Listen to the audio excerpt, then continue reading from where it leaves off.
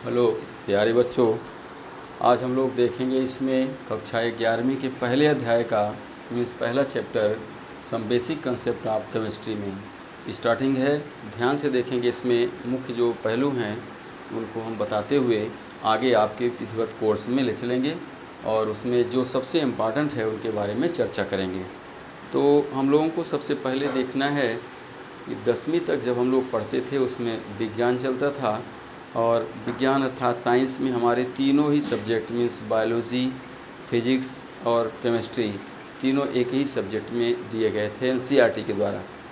लेकिन जैसे ही हम 11वीं क्लास में एंट्री लेते हैं तो यहाँ पर तीनों की भारी भरकम किताबें आ जाती हैं, अर्थात वहाँ एक जो किताब रहती थी 10वीं में तक वो यहाँ के एक यूनिट बन जाती है और इस तरह से आपको तीनों किताबों को अलग अलग देखना पड़ेगा। तीनों बुक्स में मुख्यतः उन्हीं के बारे में दिया रहेगा आपको।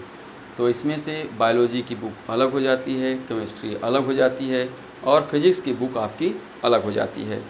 इन तीनों बुकों में से हम लोगों को इसमें केमिस्ट्री को लेकर के चलते हैं इसमें, जिसमें सबसे पहले चैप्टर में दिया हुआ है some basic concept of chemistry. इसके अंतर्गत आता है अर्थात केमिस्ट्री से संबंधित प्रारंभिक जानकारी, जैसे केमिस्ट्री क्या है, इसकी कितनी शाखाएं हैं, इसकी क्या हमारे लिए उपयोगिता है, इसकी क्या जानकारी हमें चाहिए, या इससे जो फिर मूलभूत राशियाँ, सार्थक अंक, वैज्ञानिक संकेतन, यथार्थ मान, परिशुद्ध मान, इन सबको ज्ञात करने के लिए हमारे इसमें आएगा।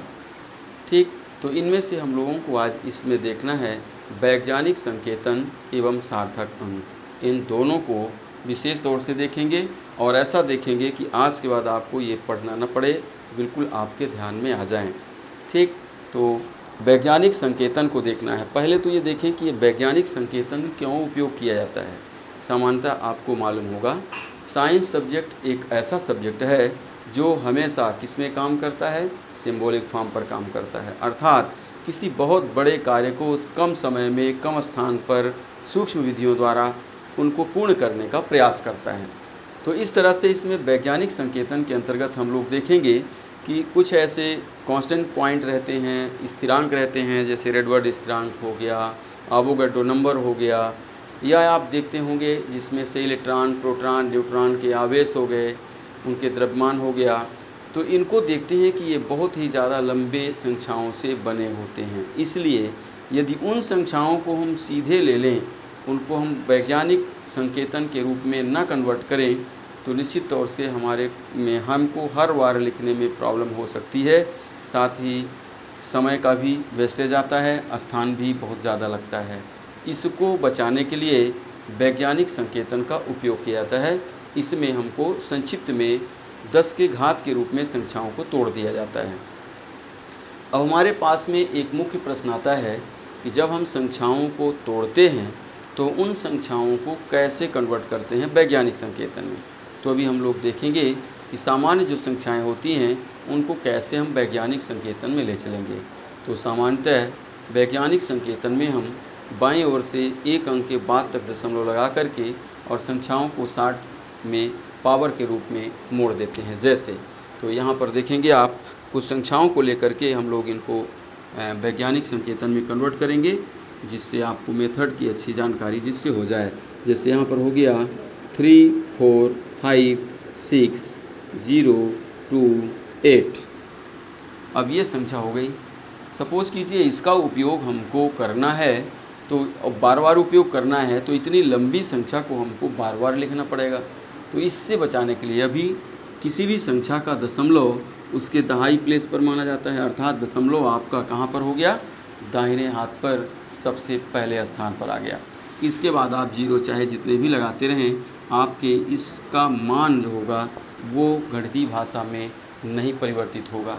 ठीक, अब इसे हमको जब हम इसे वैज्ञानिक संकेतन में कन्वर्ट करेंगे, साइंटिफिक सिंबल में ले जाएंगे, तो यहाँ पर सिंबल हमारा होना चाहिए इस स्थान पर, और इस स्थान पर सिंबल को लाने के लिए आपको इसमें क्या करना पड़ेगा, डिवाइड करना होगा भाग का, और उतने जीरो वाले अंक का आप चुनाव करेंगे जितना यहाँ से और इस डेसिमल के बीच अंतर आता होगा।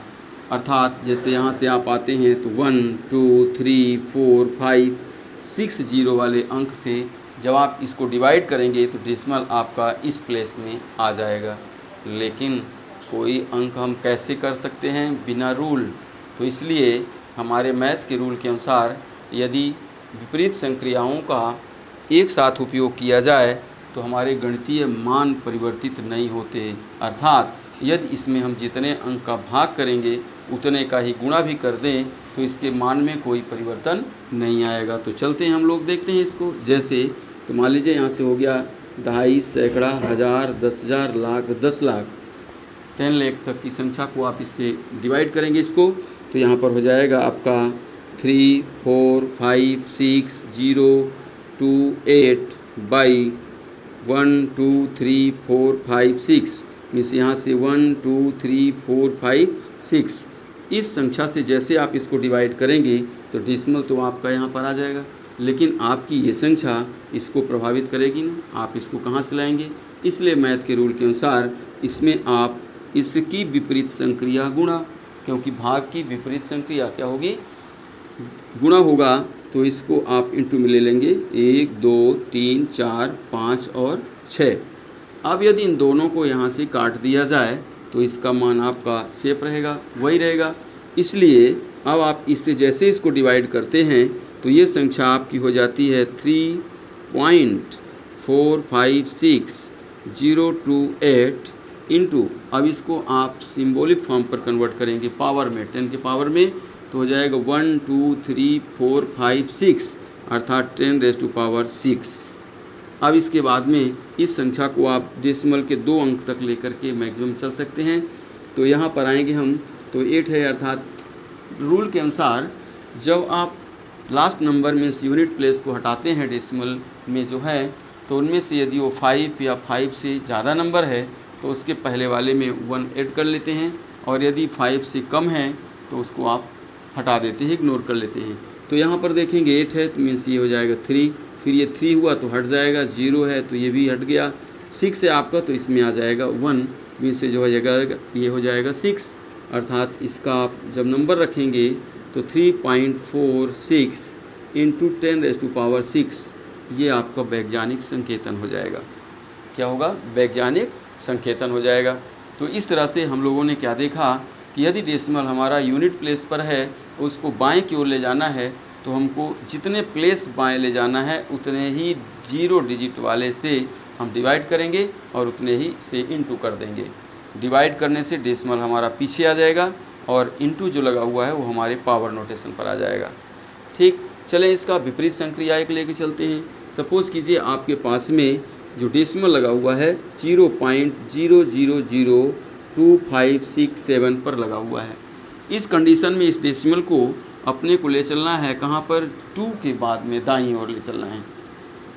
कितने डिजिट आगे ले जाएंगे आप, यहाँ से 10, 100, 1000, 10,000 तक लाएंगे, अर्थात 10,000 लाने के लिए हमको इतने का इसमें इंटू करना पड़ेगा। तो चलें इसका सलूशन देख लेते हैं। ये सेकंड हो गया एग्जाम्पल आपका, यहाँ पर ये था आपका फर्स्ट एग्जाम्पल, ये हो जाएगा इसमें एग्जाम्पल सेकंड हो गया। अब चलिए इसका भी सलूशन देखते हैं। तो यहाँ से आप जैसे ही इसको ले चलेंगे तो इंटू करना पड़ेगा दाईं ओर ले जाने के लिए डेसिमल, तो यहाँ पर 0.000257 इंटू यहाँ से हो जाएगा 10 मीन्स 1, 2, 3, 4, तो हो जाएगा 1, 2, 3, 4, 10,000 से आप इसको इंटू कर देते हैं। लेकिन आप तभी इंटू करेंगे जब इसके डिवाइड में भी इतना ही डिजिट लगाएंगे, अर्थात वही नंबर आप नीचे भी रखेंगे। तो इस तरह से आप इनको कर लिए इंटू। जैसे ही इंटू करते हैं तो ये नंबर कन्वर्ट हो जाएगा आपका 2.567 बटे यहाँ बाई में आ जाएगा आपका क्या, 10,000 हो गया। अब आप 10,000 को कन्वर्ट कर लीजिए पावर में, तो ये हो जाता है 2.567 बाई 10⁻⁴ कितना है, 1, 2, 3, 4 अर्थात ⁻⁴ आ जाता है। ठीक है, फिर से देख लेंगे एक बार। जितने डिजिट हमको राइट साइड की ओर ले जाना है उतने ही 0 वाले नंबर से आप डिवाइड कर में इंटू कर देंगे और उतने को ही डिवाइड में रख लेंगे। डिवाइड के नंबर को आप पावर नोटेशन पर डिनोट कर देंगे। इसके बाद में क्योंकि नीचे से जब इस पावर को ऊपर ले जाएंगे तो माइनस में आ जाएगा, अर्थात यहाँ पर हो जाएगा 2.5, यहाँ पर 6 है और लास्ट डिजिट 7 है, तो पहले वाले में 1 आप ऐड कर लें यहाँ से, तो 5 7 इंटू 10⁻⁻4, अर्थात ये आपका साइंटिफिक नोटेशन हो गया। तो हम लोग क्या देख रहे हैं इसमें कि जब डेसिमल को राइट टू लेफ़्ट लाते हैं तो जो पावर आता है वो पॉजिटिव रहता है, और जब लेफ़्ट टू राइट ले जाते हैं तो पावर हमारा नेगेटिव आता है। तो इस प्रकार से आप लोग इसमें पावर नोटेशन में कन्वर्ट कर लेंगे और अन्य नंबर को भी लेकर के इसकी प्रैक्टिस कर लेंगे किस तरह से हम इसको कन्वर्ट करते हैं।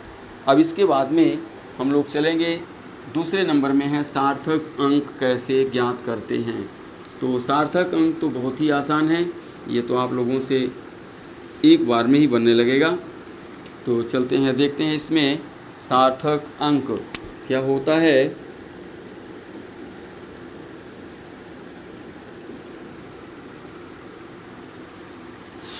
सार्थक अंक क्या हो गया? यह भौतिक राशियों को सुव्यवस्थित ढंग से प्रदर्शित करने के लिए हम अंकों का उपयोग करते हैं, और इसमें से 0 से लेकर के 9 तक के अंकों में से बनी संख्याओं के वह न्यूनतम अंक जो भौतिक राशि के मान को यथार्थ रूप से स्पष्ट कर सकते हैं, यथार्थ रूप से बता सकते हैं, उन संख्याओं को हम लेकर के चलेंगे सार्थक अंक के रूप में, अर्थात उन संख्याओं की जो अंक बनेगा वो हमारा सार्थक अंक कहलाएगा।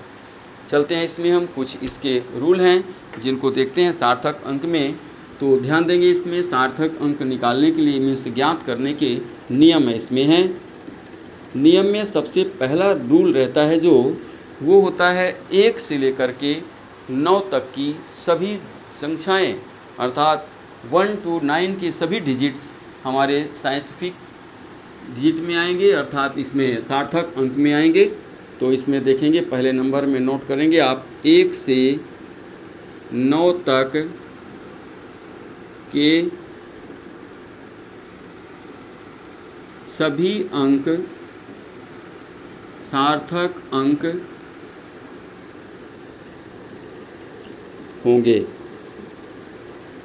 अर्थात 1 to 9 के डिजिट जितने भी होंगे वो सभी सिग्निफिकेंट फीचर पर आएंगे, सभी सार्थक अंक होंगे। एग्जाम्पल में आप लेकर के चलते हैं, जैसे 24 303 में 323 4152, इन सभी डिजिट में नंबर में आप देखेंगे यहाँ पर 2 डिजिट अर्थात 2 सार्थक अंक होंगे, 3 डिजिट अर्थात 3 सार्थक अंक सिग्निफिकेंट नंबर होंगे। इसमें 1 2 3 4 है, अर्थात यहाँ पर 4 सार्थक अंक में सिग्निफिकेंट मार्क में नंबर्स आएंगे। दूसरे नंबर में देखेंगे, ये हो गया आपका फर्स्ट। सेकंड में रहता है किसी भी नंबर में नॉन जीरो नंबर अर्थात 2 4 6 मीन्स 1 to 9 के डिजिट जो होते हैं उनसे पहले जितने भी जीरो लगाए जाएंगे वो सभी सार्थक नहीं होंगे। क्या हमने बोला? यदि नॉन जीरो नंबर मीन्स अशून्य अंकों के पहले के सभी जीरो सार्थक अंक नहीं होते, यहाँ पर क्या होंगे? अशून्य अंकों के पहले के शून्य सार्थक नहीं होते। एग्जाम्पल लेके चलते हैं, यहाँ पर देखेंगे एग्जाम्पल में 0025 0.0278 0.00256 ये 3 डिजिट में हम लोग लेके चलेंगे। इसमें देख रहे हैं 20 पहले हैं, यहाँ पर डेसिमल नहीं लगा हुआ है, डेसिमल आपका यहाँ पर मान सकते हैं राइट साइड में रहेगा। तो इसमें कितने होंगे? सिग्निफिकेंट फीचर में 2 आ जाएंगे। यहाँ पर पहले 2 डिजिट हैं अर्थात दोनों जीरो हमारे सार्थक अंक में नहीं होंगे, तो इसमें आ जाएंगे 278 अर्थात 3।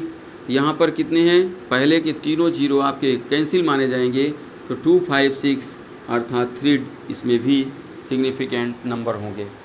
तो इस तरह से हम लोगों ने क्या देखा, अशून्य अंकों के पहले के शून्य सार्थक नहीं होंगे। ये आपका सेकंड रूल हो गया। पहले में हमने क्या देखा था, जितने भी आपके अशून्य अंक होंगे वो सभी सार्थक होंगे। दूसरे में हम क्या देख रहे हैं इसमें कि सभी अशून्य अंकों के पहले के जीरो जो होंगे वो सार्थक नहीं होंगे। थर्ड में देखते हैं, इसमें डेसिमल में अशून्य अंक जब आ जाता है उसके राइट साइड के जितने जीरो होंगे वो सभी सार्थक होंगे। क्या होंगे, अशून्य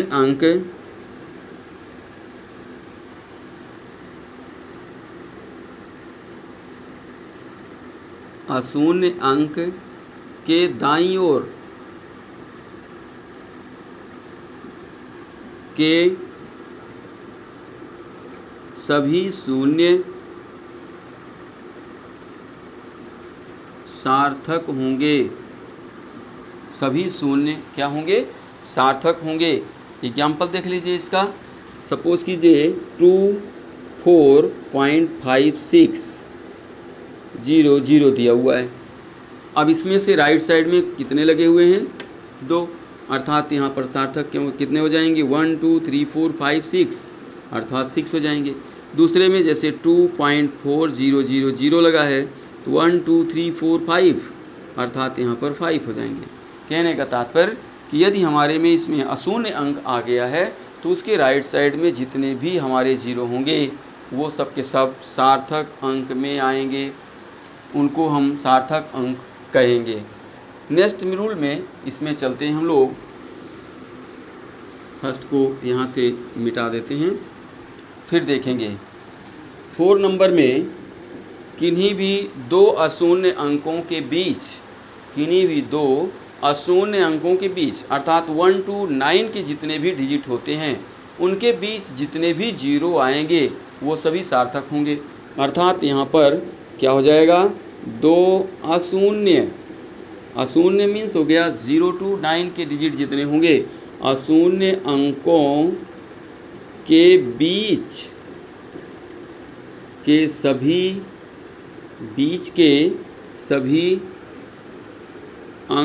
शून्य सार्थक होंगे।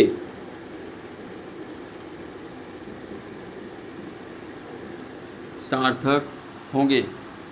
एग्जाम्पल ले लीजिए इसका। सपोज कीजिए 2.004, 2.0003, 10.2034। अब इनमें देखेंगे इसमें दो जीरो लगे हुए हैं 2, 4 के बीच, अर्थात टोटल आपके सिग्निफिकेंट नंबर्स हो जाएंगे इसमें 4। यहाँ पर हो जाएंगे कितने, 1, 2, 3, 4, 5। यहाँ हो जाएंगे 1, 2, 3, 4, 5, 6। अर्थात नॉन जीरो वाले जितने हमारे नंबर्स हैं उनके बीच के सभी जीरो सिग्निफिकेंट नंबर्स कहलाएंगे। तो इस तरह से इनको भी देख लिए हम। अगले नंबर में चलते हैं। आप कोई भी सामान खरीदते हैं, अर्थात कोई भी वस्तु जब आप खरीदने जाते हैं उनमें से जो संख्या होती है उस संख्या का जो सार्थक अंक होता है वो इन्फिनिटिव में होता है, अनंत होता है, अर्थात वह निश्चित नहीं होता। जैसे मान लीजिए ये 4 रूल हो गया। आप में 5 नंबर 5 में क्या दिया हुआ है, जो भी हमारी वस्तुएं गिनती में होती हैं उनके सार्थक अंक निश्चित नहीं होंगे, अनंत होंगे। आप जितना भी चाहेंगे उतना निकलता जाएगा। जैसे मान लीजिए आपने लिया 2 शर्ट,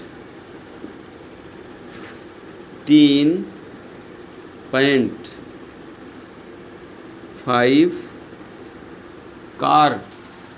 जब वस्तुओं को आप खरीदेंगे और पैसे का नोटेशन देते हैं संख्याओं के आगे, तो जो 2 शर्ट मीन्स 2 का डिजिट का वैल्यू होगा वही 2.0 का भी वैल्यू होगा, वही 2.00 का भी वैल्यू होगा, वही 2.000 का भी वैल्यू होगा।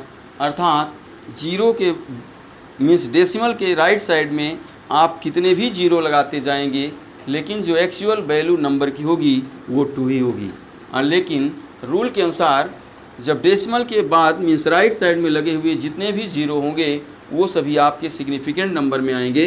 अर्थात 2 शर्ट में आपने क्या देखा, 2 लिखा हुआ है तो इसमें सिग्निफिकेंट नंबर 1 हो गया, 2.0 है तो इसमें 2 हो गया, 2.00 है अर्थात 3 हो गया, और 2.000 है तो इसमें 4 हो गया।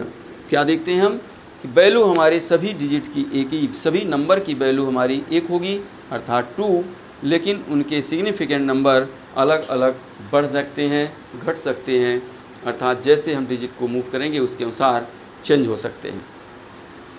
ये हो गया। फिर लास्ट में एक 6 रूल इसका दिया हुआ है, यहाँ पर देखेंगे 6 नंबर में ये सबसे इजी है। आप जो अभी साइंटिफिक संकेतन बना रहे थे उससे रिलेटेड है। मीन्स साइंटिफिक जो आप सिंबल लेके चलते हैं उनमें से जो पावर नोटेशन का डिजिट होता है वो सार्थक अंक में नहीं लिया जाता। ठीक है, तो एग्जाम्पल के तौर पर हम लोग लेके चलते हैं 6 नंबर में। मान के चलिए इसमें लिखा हुआ है 2.5 इंटू 10⁴, 2.300 इंटू 10⁻², 2.56 इंटू 10⁻10। अब यहाँ पर आप इन डिजिट को सार्थक अंक के लिए नहीं नोट करेंगे, नहीं लेंगे। तो सार्थक अंक इसमें कितना हो जाएगा, 1 2 मीन्स इसमें 2 हो गया, 1 2 3 4 अर्थात इसमें आपने 4 लगा लिया, 1 2 3 अर्थात 3 हो गया। तो इस प्रकार से हम लोग क्या देखते हैं, इसमें सार्थक अंक कैसे ज्ञात करते हैं उसके लिए हमने एक रूल देखा है, और जिसके आधार पर हम किसी भी दिए गए नंबर का सार्थक अंक ज्ञात कर लेते हैं। अब हमारे पास में 2 को लेके चलते हैं। इसमें योग के साथ सार्थक अंक एवं घटाने के साथ सार्थक अंक का उपयोग कैसे किया जाता है। तो ध्यान देंगे दोनों का रूल समान होता है। इनको हम एग्जाम्पल में लेकर के चलते हैं और दोनों ही निश्चित बनेंगे, दोनों को ही आप बनाएंगे बहुत कम समय में। एग्जाम्पल लेके दोनों का चलते हैं और दोनों का बहुत ही सूक्ष्म रूल है, थोड़ा सा नियम देखना है आपको। जैसे 2.1, 2.14, 2 प्लस 3.567 प्लस 3.289, ये मान लीजिए आपके पास में 3 डिजिट को ऐड करना है। इसी तरह से एक माइनस में ले लेते हैं, जैसे 3.46, 2.3, ये आपका एक घटाना हो गया। अब दोनों का रूल समान है, दोनों को हम एक साथ लेके चलेंगे जिससे आपको अंतर के साथ ये निश्चित तौर से समझ में आ जाए। तो अब चलिए इसको ऐड करेंगे। तो यहाँ पर हो जाएगा कितना, 7 9 16 हो गया, 1 कैरी, 8 6 14 1 1 8 6 14 4 18 और 1 19, 1 कैरी, 2 और 1 कैरी 3 5 8 1 9, नो कैरी, 2 3 5 3 8। आपके पास में जो सलूशन आया सम वो आया 8.996। अब इसमें हमको निकालना है सार्थक अंक। यहाँ पर देखेंगे, अभी तो आप सामान्य रूल से इसको ऐड कर लेंगे। ऐड करने के बाद देखना है कि जितने को हमने ऐड किया मीन्स जोड़ा, उनमें डेसिमल के बाद किसमें सबसे कम डिजिट हैं और कितना कम है। तो देखते हैं कि इनमें तो दोनों में 3 डिजिट हैं डेसिमल के बाद में, लेकिन इसमें डेसिमल के बाद 2 डिजिट हैं। अर्थात जोड़ने और घटाने दोनों में सेम रूल होता है कि डेसिमल के बाद सबसे कम डिजिट वाला जो नंबर होगा, जितने होंगे वही आंसर में भी हम लेंगे उतने ही डिजिट को।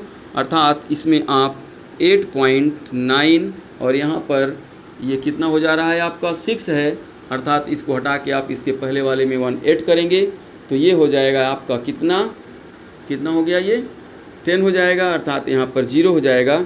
जब यहाँ आप 0 रखेंगे तो कैरी इसमें आएगी तो ये भी आपका 0 हो जाएगा, और तब आप इसमें ऐड कर देंगे तो ये हो जाएगा 9 और ये हट गया। अर्थात डेसिमल के बाद आप उतने ही तक रख सकते हैं जितना इसके बाद होंगे डिजिट।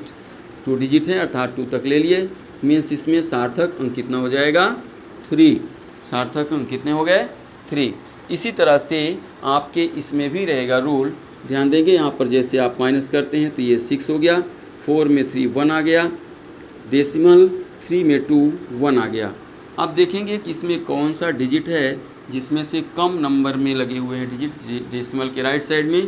तो यहाँ 1 है, अर्थात जितने डिजिट इसमें जाएंगे उतना ही आंसर में हम लेंगे।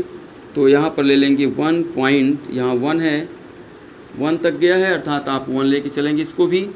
तो 1 के स्थान पर यहाँ 6, क्योंकि 5 से एबव है तो उसके पहले वाले में 1 ऐड करेंगे तो 2 हो जाएगा, अर्थात सार्थक अंक इसमें बराबर हो जाएंगे 2। कहाँ तक जाएंगे? 2 सार्थक अंक इसमें आप नोट करेंगे। तो फिर से देख लेंगे इसमें क्या रूल रहता है। जोड़ने और घटाने में दोनों में समान रहता है। पहले तो आप उनको साधारण नियम जो आपका रहता है उसके अनुसार जोड़ लेंगे, इसको घटा लिए जो भी आता है। उसके बाद देखेंगे कि इनमें सबसे डेसिमल के राइट साइड में सबसे कम डिजिट वाला नंबर कौन सा है। जितने नंबर वाला होगा, माने जितने डिजिट होंगे डेसिमल के राइट साइड में न्यूनतम, उतने तक ही आपको आंसर को भी ले जाना है और उतने तक ले जाने के बाद में उसका सिग्निफिकेंट नंबर निकाल लेना है। ठीक, तो इस प्रकार से हम लोगों ने देखा इसमें वैज्ञानिक संकेतन क्या होगा, सार्थक अंक क्या होगा, योग के साथ सार्थक अंक क्या है और घटाने के साथ सार्थक अंक क्या है। ये तो समझ में आ गया है। और नेक्स्ट वीडियो आपके अगले क्लास में आएगा। तब तक के लिए विदा। चैनल को सब लोग सब्सक्राइब कर लेंगे और इसको देखते रहेंगे। यदि आपके समझ में नहीं आया है तो फिर से हम दोबारा भी बता सकेंगे। आ गया है समझ में? Thank you.